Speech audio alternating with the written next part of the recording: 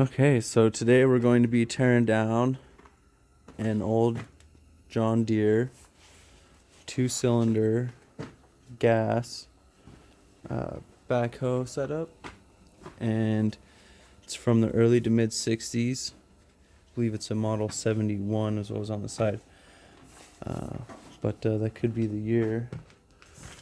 And it's having some problems with the clutch, as well as possibly the power transfer device. I forget what it's called, but it takes the power and directs it forward or reverse.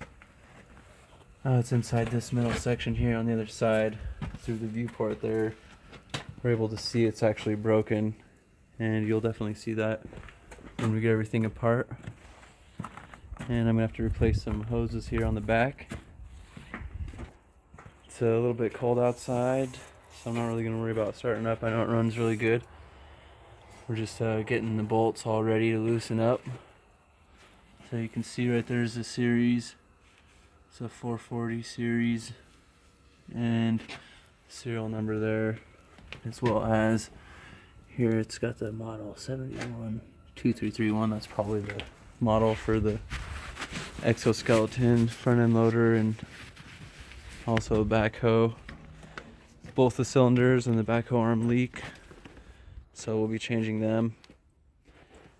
And yeah, otherwise she runs real good. The engine works good, starts up just fine. All the hydraulics work, just some of the hoses leak. Tires are a little cracked up, but they're working good. So yeah, basically we're just gonna get blocked up and ready to go.